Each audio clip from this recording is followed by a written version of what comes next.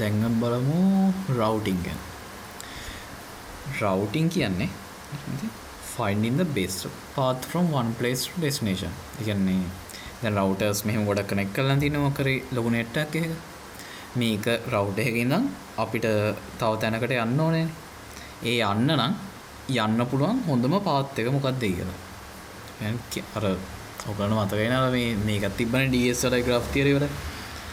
අර මේ අපි කෙටිම path මොකද්ද path එක හෙව්වේ. ඒ වගේ ඒකම තමයි හරි. මේකෙත් පාවිච්චි කරන්නේ බෙල්මන් ෆෝඩ් එකයි ඩයිස්ට්‍රා එකයි. ඔච්චරයි හරි. ඔය දෙක දන්නවා නම් රවුටින් පුළුවන්. වහින හින්දා පොඩ්ඩක් සද්ද හේයි ගණන් ගන්න එපා හරි. දැන් ඔහොම කෙටින් පාත් එකක් හොයන්න නම් අපි මිනිමයිස් කරගන්න ඕන මොකක් හරි වැලියු එකක් තියෙන්න බෑ. ඒ කියන්නේ මෙතන කියනවා මේ කොස්ට් එක තමයි මිනිමයිස් කරන්න ඕනේ. ඒ කොස්ට් එක හොයන්න විදිහ දැන් අර graph theory වලගෙන නම් නිකන් දුරක් වගේ නේ අපි ගත්තේ. දැන් මෙතන දුරක් අරගෙන හරියන්නේ නැහැ. මේ cost එක අපිට ගන්න පුළුවන් එක එක විදි තියෙනවා. හරි. distance එකෙන් ගන්න පුළුවන් නිකන් ඒ වගේ. නැත්තම් delay එකෙන් ගන්න පුළුවන්, congestion එකෙන් ගන්න පුළුවන්, price එකෙන් ගන්න පුළුවන්. ඔහොම එක එක විදි ගොඩක් තියෙනවා මේ cost එක අපිට ගන්න පුළුවන්. එන exam එකට ආවොත් ඒ cost එක ඒගොල්ලෝ මොකද්ද ඔයාලට දීලා තියෙන හැරි ඒගොල්ලෝ cost එක වල දැන් හොයන්න ඕනේ නැහැ. මේ link වලට මොනවා හරි මෙහෙම අගයන් දාලා තියෙනවා. හරි ඊට පස්සේ හරි දැන් ඔක හොයන මොකද ඇල්ගොරිතම් එකක් ඕන කියලා කියනවා. ඒ routing ඇල්ගොරිතම් එක correct වෙන්න ඕනේ. හරි පාරක් හොයාගන්න බෑ. ඊට පස්සේ simple වෙන්න ඕනේ. ගොඩක් complex වුණොත් මේක implement කරන්න අමාරුයි. ඊට පස්සේ ප්‍රශ්නයක් ආවොත් එහෙම trouble shoot කරන්න අමාරුයි. ඒ වගේ ප්‍රශ්න තියෙනවා. ඊට stability. ඒ කියන්නේ මේ path එක හිටපු ගමන් වෙනස් වෙන්න බෑ. ඒ කියන්නේ හදිසියට link එකක් ඒ මැද්දේ router එකක් කැඩුණොත් වෙනස් වෙනවා. ඒ නැතුව මේක කිසි වෙනසක් නොවී තියෙද්දි ටොපොලොජි එකේ වෙනසක් නොවී තියෙද්දි මේක එකපාරට මේ හිතුණු වෙලාවල් වලට වෙනස් වෙන්න බෑ. ඒකට fairness කියලා එකක් තියෙනවා. ඒක නම් ලොකුට ගණන් ගන්න ඕනේ නැහැ හරි. හරි. routing algorithms ජාති දෙකක් තියෙනවා. non adaptive algorithms ඒවට කියනවා static routing කියලා. adaptive algorithms ඒවට කියනවා dynamic routing කියලා. static routing එක වෙන්නේ අපි මේ හැම router එකම config කරලා තියෙනවා. මෙන්න මේ ඩෙස්ටිනේෂන් එකට යන පැකට් එකක් ආවොත් මොන රවුටර් එකටද ඊගාවට යවන්න ඕනේ කියලා. ඒ වගේ අපි මේ ස්ටැටික් කන්ෆිග් කරලා තියෙනවා මේක. එතකොට ඔකේ තියෙන routing information වෙනස් වෙන්නේ නැහැ network එක වෙනස් වුණා කියලා.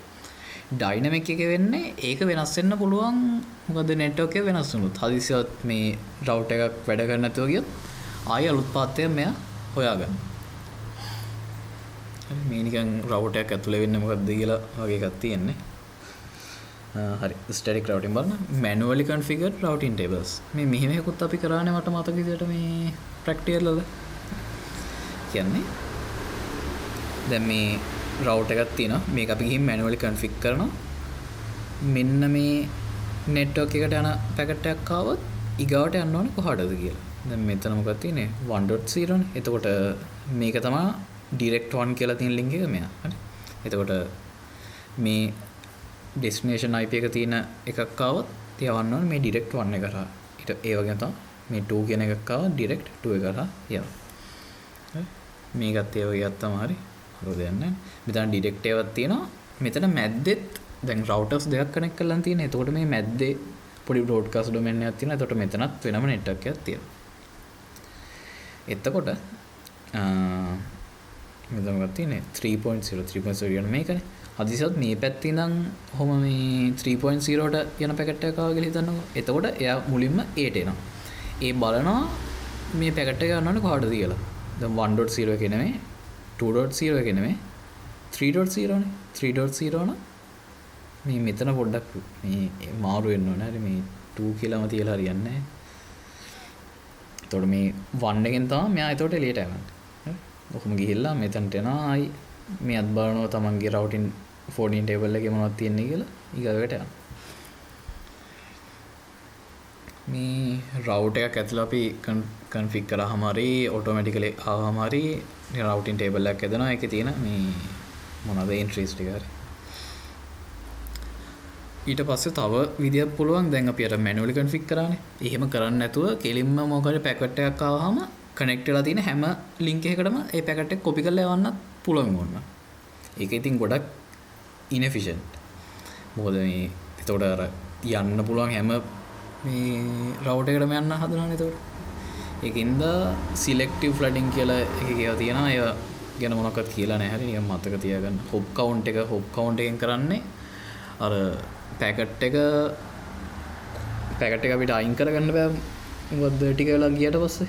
එතකොට හොප් කවුන්ට් එකට මොකද අගයක් දෙනවා. සාමාන්‍යයෙන් 16 වගේ දෙනවා. රවුට් එකකට ගියට පස්සේ ඔය තියෙන අගය අඩු කරනවා. එතකොට 16 ඉඳන් එක අඩු වෙලා යනවා. බින්දු වුණාම පැකට් එක ඩ්‍රොප් කරනවා. මෙන්න මේ ටික තමයි පොඩ්ඩක් බලා ගන්න ඕනේ. ඩයිනමික් රවුටින්. ඩයිනමික් රවුටින් එකත් අපිට දෙකකට බෙදන්න පුළුවන්. ඉන්ට්‍රා AS රවුටින් කියලා එකක් තියෙනවා. ඉන්ටර් AS රවුටින් කියලා එකක් තියෙනවා. ඉන්ට්‍රා AS රවුටින්, ඉන්ටර් AS රවුටින්. මුලින්ම AS කියන්නේ මොකද්ද? AS කියන්නේ ඔටෝනොමස් සිස්ටම්. ඔටෝනොමස් සිස්ටම් එකක් කියන්නේ කොටිම ගත්තොත් ඒ ඇතුලේ තියෙන නෙට්වර්ක් ඩිවයිසස් තියෙනවානේ. රවුටර්ස් තියෙනවා, ස්විචස් තියෙනවා. මේ ටික ඔක්කොම එක්කෙනෙක්ට කවුරු හරි එක ඕගනයිසේෂන් එකකට හරි මොකට හරි මේ ඇතුලේ තියෙන ඩිවයිසස් ටික කන්ෆිගර් කරන්න පුළුවන් නම් අන්න ඒ වගේ එකක් අපි ගන්න ඔටෝනොමස් සිස්ටම් එකක් කියලා. හරිද? ඒ කියන්නේ දැන් අපේ කැම්පස් එක ගන්නකො කැම්පස් එකේ ඇතුලේ තියෙන ඒවා ඇතුලේ තියෙන රවුටර්ස් ටික කැම්පස්ේ වද නෙට්වර්ක් ඉන්ජිනියර්ස් වලට කන්ෆිගර් කරන්න පුළුවන්. ඒතකොට කැම්පස් එක ඇතුලේ එක ඔටෝනොමස් සිස්ටම් එකක්. ඊට පස්සේ මොකද ඩේටා සෙන්ටර් එකක් ගන්නවා. ඩේටා සෙන්ටර් එක ඇතුලේ ඔක්කොම අපිට මේ කන්ෆිගර් කරන්න පුළුවන්. ඒක තව ඔටෝනොමස් සිස්ටම් එකක්. අන්න ඒ වගේ එකට තමයි ඔටෝනොමස් සිස්ටම් එකක් කියන්නේ.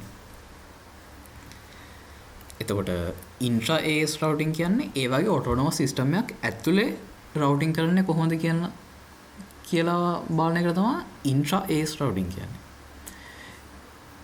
ඊට පස්සේ ඔටෝනොමස් සිස්ටම් අතරේ රවුටින් කරන්නේ කොහොමද කියන එක තමයි ඉන්ටර් AS රවුටින් කියන්නේ. ඒක තමයි within the autonomous system intra AS, between autonomous systems inter AS. Intra AS routing වලට අපි මෙතන අපිට දීලා තියෙනවා distance vector routing කියලා එකක් තියෙනවා, link state routing කියලා එකක් තියෙනවා. distance vector routing එකට උදාහරණයක් තමයි RIP කියන්නේ. RIP කියන එකේ තේරුම routing information protocol. ඔව්. මට මතක විදිහට ඒක තමයි. ඊකට link state routing principle කියලා එකක් තියෙනවා intra AS එකේම. ඒකේ අපි කතා කරන්නේ OSPF එක. IS නම් මොකද්ද දන්නේ නැහැ හරි. ඒ ත්‍රස්තවාදී සංවිධානයේද දන්නේ කියන්නේ. හරි. OSPF කියලා එක තමයි අපි කතා කරන්නේ link state එක. OSPF කියන්නේ open shortest path first. හරි. open shortest path first. ඊට පස්සේ inter AS routing එකට method එකක් තියෙනවා path vector routing කියලා. ඒක implementation එක තමයි BGP කියන්නේ. BGP එහෙනම් border gateway protocol. හරි. distance vector routing එකේ වෙන්නේ distance vector routing එකේ වෙන්නේ පොඩ්ඩක් ඉන්න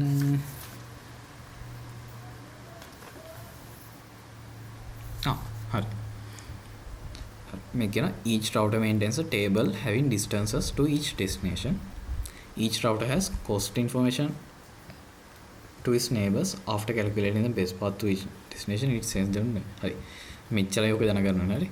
distance vector routing කියලා આવොත් බෙල්මන් ෆෝඩ් දාන්න. මේක අඩ ගන්න බෙල්මන් ෆෝඩ් වලින්. මම පොඩි උදාහරණයක් ගන්නම්කෝ. හිතන්න මෙන්න මෙහෙම network එකක් තියෙනවා කියලා.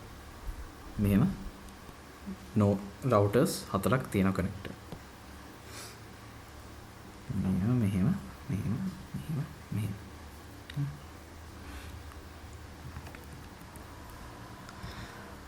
මේක හිතන්න A මෙයා C මෙයා B මෙයා D. ඊට පස්සේ මේ link කළම හරහා ගියන් cost ටිකක් දීලා තියෙනවා. 6 1 2. අපි කරන්නේ මෙන්න මෙහෙම. මුලින්ම මෙන්න එහෙම වගුවක්‍රේ හදාගන්න. මේකේ තියෙන මොනවද? ABCD නේ තියෙන්නේ. A තියෙනවා.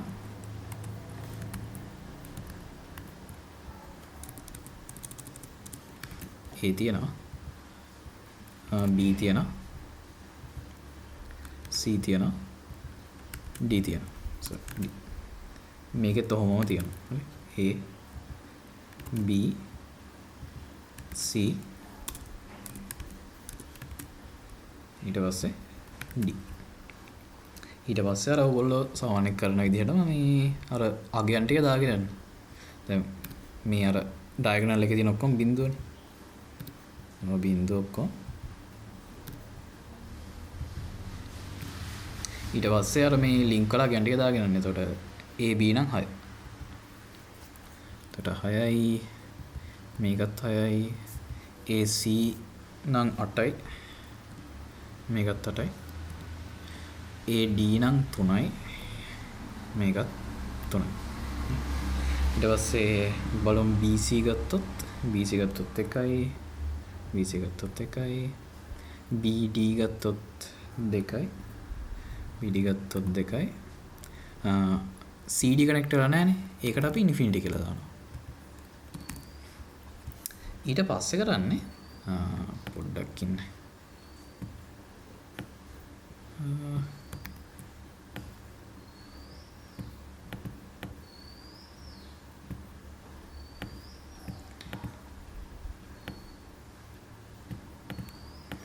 මේක කොපි කරගෙන ඉන්න.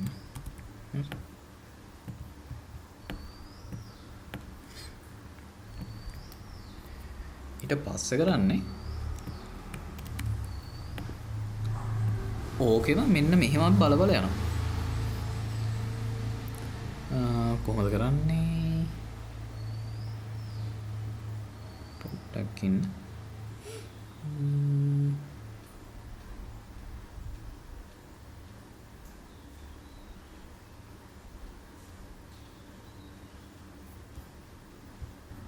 හරි. කොතනද මම හිටියේ? හරි. මුලින්ම අර කලින් ඒ වගේම අර ඩයගනල් එකේ ඔක්කොම බිඳුව කරගෙන යනවා. ඊට පස්සේ කරන්නේ මේ AB කොලම් දෙක තියෙනවානේ. මේ දෙකේ මේ ඩිස්ටන්ස් දෙක එකතු කරගෙන යනවා මේ පල්ලෙහාට. එහෙම ගිහින් බලනවා අපි අඩුමග එන්නේ කොතනද කියලා. ඒ අඩුමග මේ මෙන්න මෙතනට අපි දානවා. බලන්නකෝ. දැන් AB ගත්තොත් බිඳුව එකතු කරාම 6යි. මෙතනත් 6යි. මෙතන 9යි. මෙතන 5යි. එහෙනම් අඩුම මොකද්ද? 5නේ. එහෙනම් මෙතනට 5 දැම්මා. මෙතනට 5 දැම්මා. ඒ කියන්නේ මොකද්ද අපිට කොහොම ගත්තාම? කියන්නේ A ඉඳන් B ට යන ගියොත් තියෙන මොකද්ද අපිට මේ අවස්ථාවේදී ගන්න පුළුවන් අඩුමගේනේ. ඒකනේ මේ ගත්තේ. A ඉඳන් B ට ගියොත් එන්න පුළුවන් අඩුමගේ. ඒ කියන්නේ D හරහා ගියොත් තමයි අපි D වල දිනව කාවේ D වල දින 3යි 2යි උනේ D වල D හරහා ගියොත් තමයි අඩුමගේ එන්නේ දැනට. අන්නේ හරි කවන්න. ඊට පස්සේ A C මොකද්ද කොලම් දෙක එකතු කරගෙන යන්න අඩුමගේ එනකම්. මෙතන 8යි 7යි 8යි මෙතන ඉන්ෆිනිටි. ඒ කියන්නේ 7 තමයි දැන්ට ආපු අඩුමගේ. D ටත් එහෙම කරන්න 3යි 8යි අනන්තය 3. මෙතන 3. එතකොට මේකත් මෙහෙම දාගෙන යන්න හරි. එතකොට ලේසි වෙනවා. අර සිමෙට්‍රිකල් නේ. ඒකින්ද මෙහෙම පුරවගෙන යන්න පුළුවන්. බලන්න. ඊට පස්සේ බලන්න AB ගත්තා, AC ගත්තා, AD ගත්තා. දැන් BC බලමු. BC ගත්තොත් අපිට ගන්න පුළුවන්. එතකොට මේ දෙක 14යි 1යි 1යි ඉන්ෆිනිටි. ඒ කියන්නේ එක නඩුම. ඒක මෙතනට දානවා. ඊට පස්සේ BD ගමු. එතකොට මෙතන එක දැම්ම නම් මෙතනත් 1. එතකොට B1යි D1යි බලනවා 9යි 2යි ඉන්ෆිනිටි 2යි. එතකොට මෙතනටත් 2 දානවා මෙතනට 2 දානවා. ඊට පස්සේ CD බලමු. CD කීයද? 11යි 3යි ඉන්ෆිනිටි. එතකොට මෙතන 3යි මෙතන 3යි. ඔහොම අපි දිගට මේ කරගෙන යනවා. දැන් බලන්නකෝ මේ තමයි අපේ පළවෙනි ඉටරේෂන් එක. මේ තින්නේ දෙවෙනි ඉටරේෂන් එක. මේ පළවෙනි ඉටරේෂන් එකේ ඉඳන් දෙවෙනි එකට යද්දි සමහර මොකද්ද මේ වැලියුස් වෙනස් වෙලා නේද? හරි. ඔහොම වෙනස් වෙලා තියෙනවා. දැන් ඊගාවට ගියත් තව වෙනස් වෙයි. ඔහොම යන්න ඕනේ. මේක වෙනස් වෙන්නේ නැති වෙනකම්. අන්නේ වෙනස් වෙන්නේ නැති අවස්ථාව වෙනවානේ. ඒක තමයි අපේ අන්තිම ටේබල් එක. එක්කෝ එහෙම අඩු වෙනකම් යන්න ඕනේ. නැත්තම් බෙල්මන් ෆෝඩ් එක අපි කරන්නේ මොකද්ද? අපි තියෙන නෝට්ස් කරන බලන්න. මෙතන නෝට්ස් 4යිනේ. රවුන්ඩ්ස් 4ක් යනවා. නේ? රවුන්ඩ්ස් 4ක් ගිහිල්ලා තමයි අපි බලන්නේ මොකද්ද ගන්න අඩුම එක. ඒ වෙලත් මොකද අඩු වෙලා නැත්තම් ඒ කියන්නේ අපේ n iteration එකයි n-1 iteration එක අතරත් මොන හරි වෙනස්කම් තියෙනවා නම් මේකේ මොකක් හරි ප්‍රශ්නයක් තියෙන කියලා අපි දන්නවනේ. ඒ කියන්නේ මොකක්ද අර නෙගටිව් ලූප් නෙගටිව් එකක්ද? ඔව් නෙගටිව් ලූප් එකක් වගේ තියෙනවා කියලා අපි දන්නවනේ. දැන් මේ වල නෙගටිව් ලූප් නෑ. ඒකින්ද අනිවාර්යෙන් එන්න ඕනේ මේ වල. හරි. ඔහොම මේ n වතාවක් යන්න ඕනේ. එක්ක n වතාවක් යන්න ඕනේ නැත්තම් මේ iteration එක අලුත් iteration එකෙත් වෙනස් වෙලා නැත්තම් ඒක අපි ගන්නවා කෙලි. නැත්තම් n වතාවක් මේක කරන්න ඕනේ අපි. ඒක මේ තේරුම් නැත්තම් පොඩ්ඩක් ආයි බලන්න. හරි අරගෙන. ආ. කියන්නේ කෙලින්ම බෙල්මන් ෆෝඩ් දාන්නයි තියෙන ඩිස්ටන්ස් වෙක්ටර් එකේ. routing loops තියෙන පුරන්ලු ඒ count to infinity problems. Not supported for complex networks. ඊට පස්සේ ඔහොම මේ හොයාගෙන ඔය routing information එක තියෙනවනේ හැමෝ මේක හැම එක්කනම කරනවා. මේ ඉන්න හැම එක්කනම කරනවා. ඊට පස්සේ එයා මේ routing information ටික අනිත් routers වලටත් යවනවා. එහෙම යවලා තමයි මේ මොකක් හරි path එකක් වුණොත් ඒගොල්ලෝ තෝරගන්නේ ඔය information වලින්. Less computational complexity and message overhead. Routing loops possible. මේකෙන් අර loops හැදෙන්න පුළුවන් කියලා කියන්නේ. හරි. Routing loops are negative loops නෙමෙයි routing loops. Run with limited number of hops, maximum 15 hops. ඒ කියන්නේ අර මොකද්ද? ඒ කියන්නේ අර routing loop එකක් තිබ්බොත් අර අපි hops ගානක් දෙනවා. එතකොට කොයිකද? maximum 15 hops. router එකට ගියාම මේ hop එකක් අඩු වෙනවා. එතකොට බින්දුව වුණාම මේක අයින් කරලා දාන එකයි කරන්නේ.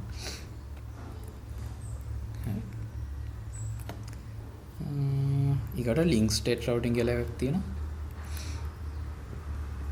මේකේ කරන්නේ දැන් අරකේ ඔක්කොම calculate කරලානේ මේ message එක යවුවේ. මේකේ කරන්නේ link state එකේ කරන්නේ එහෙම වැඩක් නෙමෙයි. link state එකේ කරන්නේ හැම router එකම දැන් ඒට කියන්න පුළුවන් එයාගේ මේ link එකේ cost එක මොකක්ද කියලා. මොකරි ක්‍රමයකින් එයාට කියන්න පුළුවන් මේ Tamanට connect වෙලා තියෙන link වල cost මොනවද කියලා. අන්න ඒ cost තියෙන මොකද්ද message යවනවා මේ හැම එක්කෙනාට. ඒ කියන්නේ ඒ කියනවා මට D ට යවන්න පුළුවන් cost 3කින්. B ට යන්න පුළුවන් 6කින්. C ට යන්න පුළුවන් 8කින්. හරි. ඔහොම හැම එක්කෙනාම Tamanට connect වෙලා තියෙන links වල cost එක යන එකිනෙක අතර. හරි. ඔහොම හැම එක්කෙනාම අගන. ඔහොම යවලා දැන් එතකොට හැමෝගාම මොකද ඉන්ෆර්මේෂන් ටික තියෙනවානේ. ඊට පස්සේ කරන්නේ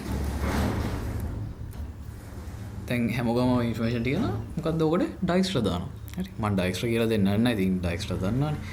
මාතක නැත්තම් මේ කොහෙන් හරි බලාගන්න. හරි. මම ඩයික්ස්ට්‍රා කියලා දෙන්නේ නැහැ දැන් මෙතන. අර මේ කියලා දුන්නේ අර මේක පොඩ්ඩක් අර ලේසි ක්‍රමයක් තිබ්බ හින්දා. හරි. අර කොලම් දෙයක් කරගෙන එකතු කරගෙන ගිහිල්ලා අඩුමගේ මේ සිමෙට්‍රිකලි පුරවගෙන යනවා. මේක ලේසි. ඩයික්ස්ට්‍රා වල එහෙම මොනවාක්වත් මට නම් අහුනේ නැහැ. ඒකවල නිකන් දාන විදිහට දාන්න. හරි. ඊට පස්සේ බලමු මැද්දේ මොන හරි තව තියෙනවද කියලා. OSPF මේක ඉම්ප්ලිමන්ටේෂන් එක තමයි OSPF කියන්නේ. ඒක ඉන්ටීරියර් ගේට්වේ ප්‍රොටෝකෝල්. අර මම කිව්ව බෝඩර් ගේට්වේ ප්‍රොටෝකෝල් කියලා જાතියක් තියෙනවා කියලා. හරි. එතකොට ඕවෙන් එළියේ යන්නේ එක්ස්ටීරියර් ගේට්වේ ප්‍රොටෝකෝල්ස් කියලා ඒවට කියන්නේ. ඒ කියන්නේ බෝඩර් ගේට්වේ ප්‍රොටෝකෝල් එකටම තමයි. ඊට අර ඇතුලේ ඔටෝනොමස් සිස්ටම් එකක් ඇතුලේ වෙන්නේ ඉන්ටීරියර් ගේට්වේ ප්‍රොටෝකෝල් කියන එක.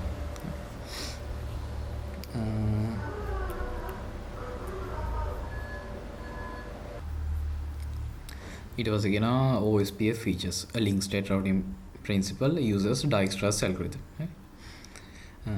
Version 2 uses IP protocol. Does not use TCP or UDP. Supports CIDR. ඒක එහෙමයි. ඊට පස්සේ තියෙනවා BGP. අර inter AS routing කියලා එකක් කිව්වේ. ඒ කියන්නේ autonomous system අතරේ මේ තින්නේ autonomous system එකක්. autonomous system ගොඩක් තියෙනවා. දැන් මුලින්ම අපි කතා කරේ මොකද්ද? distance vector routing. distance vector routing එක කරේ අර මේ තමන්ගේ routing table එක calculate කරලා තමන්ගේ routing table එක තමයි අනික් කටේට ඇව්වේ. ඊට පස්සේ link state එක කරේ තමන්ට connect වෙලා තියෙන link වල cost ටික අනිත් කටේට ඇව්වා. path vector routing එක කරන්නේ කෙලින්ම path එකක්ම යවනවා. මේ බලන්න. each border gateway broadcast to neighbors entire path to destination. දැන් මෙයා එහෙම හැම එකනම x ඉඳන් z යන්න මෙන්න මේ පාත් එක යන්න ඕනේ කියලා තමයි මෙයා මොකද්ද තමන්ගේ මොකද්ද කනෙක්ට් කරලා තියෙන රවුට් එකට යවන්නේ. ඒ කියන්නේ ඇතුලේ යවන්නේ අර මේක වෙන්නේ ඉන්ටර්ෆේස් රවුට් ඉන්නේ. ඒ කියන්නේ අනිත් මේ ඔටෝනොමස් සිස්ටම් එකේ තියෙන රවුට් එකට යවන්නේ කෙලින්ම පාත් එක. ඒ කියන්නේ මගේ හරහා මෙන්න මේ ඩෙස්ටිනේෂන් එකට යන්න නම් මෙන්න මේ පාත් එකේ යන්න ඕනේ කියලා කියන්නේ. හරි. speaker node x send it path to peer speaker node w may or may not select path offered by x cost policy. හරි මෙහෙමයි. දැන් හිතන්න ඩයලොග් එකේ network එක තියෙනවා. ඊට පස්සේ SLT Mobitel එකේ network එක තියෙනවා. දැන් මේ network දෙක අතරත් කොහොම හරි communicate කරන්න එපයි. ඒ දැන් ඒ ඩයලොග් එකේ network එකයි SLT Mobitel එකේ network එක අතර communicate කරනවා වගේ වැඩ වෙන්නේ BGP එකේ. දැන් එහෙම වෙලා හිතන්න සමහරට ඩයලොග් එකට මේ ඩයලොග් එක මොකක් කරේ එක තැනක ඉඳන් තව තැනකට යන්න මොකක් කරේ ගොඩාක් කෙටි පාත් එකක් තියෙන්න පුළුවන්. හැබැයි ඩයලොග් එක කැමති නැහැ SLT Mobitel එකේ මොකද්ද ට්‍රැෆික් එක ඒ පාත් එක කරහා යනවාට. එතකොට එයා කරන්නේ දැන් SLT Mobitel එකෙන් අහනවා මෙන්න මේ ඩෙස්ටිනේෂන් එකට යන්න මොකද්ද වගේ තියෙන පාත් එක කියලා. එතකොට ඩයලොග් එක අර පොඩි පාත් එක දෙන්නේ නැහැ වෙන මොකක් කරේ පාත් එකක් තෝරලා දෙනවා. ඔයාට යන්න ඕන නම් මෙන්න මේ පාත් එක යන්න කියලා. එතකොට ආරයා තීරණය කරනවා මේ පාත් එක යනවාද යන්න වෙනවා. ඉතින් කොහොමත් හරි නොයා ඉන්න බෑනේ මේ ඒකින්ද අරයට වෙනවා. එතකොට අර තීන පාත් එක යන්න. ඒ වගේ එකක් වෙන්න පුළුවන්. ඒ කියන්නේ අර ගොඩක් කලාට මේ කොස්ට් එකටත් වඩා මෙයා පොලිසි එක ගැන මේ ගොඩක් හිතන්නේ. BGP එක හිතන්නේ ගොඩක් පොලිසි එක ගැන. ඒ කියන්නේ එක එක ඉන්ටර්නෙට් සර්විස් ප්‍රොවයිඩර්ස් ඒ කියන්නේ එක එක ඔටෝනොමස් සිස්ටම් වල එක එක පොලිසිස් තියෙන්න පුළුවන් නේ. සමහර කට්ටිය එක එක විදිහට මේ අර කොස්ට් එක ඩිෆයින් කරන්න පුළුවන්. සමහර කට්ටිය සමහර පාරවල් වල යන්න දෙන්නේ නැති වෙන්න පුළුවන්. ඒ වගේ හින්දා තමයි කෙලින්ම පාත් එකම දෙන්නේ. අරවල පාත් එකක් දුන්නේ නැහැ නේ කොස්ට් එකනේ දුන්නේ. කොස්ට් එක දිහා බලලා තීරණය කරන්නේ. එතකොට මේ මොන පාත් එකද යන්න ඕනේ කියලා. මෙතන කෙලින්ම පාත් එකම දෙනවා. අර වගේ පොලිසිස් වෙනස් වෙන්න පුළුවන් හින්දා.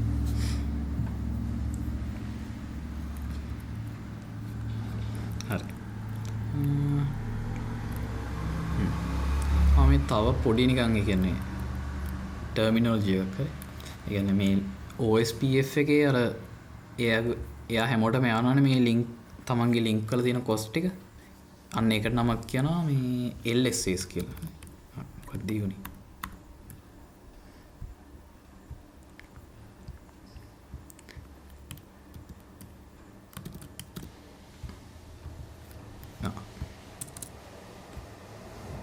යට කියනවා අයියෝ මොකක්ද මේ මොකරි වෙලා තියෙන පොඩ්ඩකින් අර ඒ වගේ හරි හදාගත්ත මේ අර තමන්ට කනෙක්ට් කරලා තියෙන ලින්ක් වල කොස්ට් අනික් කට්ටියට යවනවානේ. අන්න ඒ වගේ මැසේජ් එකකට කියනවා LSA එකක් කියලා. ඒ නැත්තම් link state advertisement එකක් කියලා. ඕක තමයි කියන්න ඕනේ. එතකොට ඒ ටික හරි. කියන්නේ මෙච්චර මේක දැනගන්න ඕනේ. ගොඩක් ප්‍රශ්න අහලා තින්නේ තෝකෙන් තමයි. මේ RIP එකෙන් කරන්න කිව්වොත් ඒ කියන්නේ distance vector routing එකෙන් කරන්න කිව්වොත් Bellman Ford දාන්න. ඊට පස්සේ OSPF එහෙම නැත්නම් link state එකෙන් කරන්න කිව්වොත් Dijkstra දාන්න. BGP එක කරන්න කියලා එන්නේ හරි. ඒක මේ අර වගේ cost එකෙන් කරන්න පුළුවන් එකක් නෙමෙයි. ඒ ටිකත් හරි.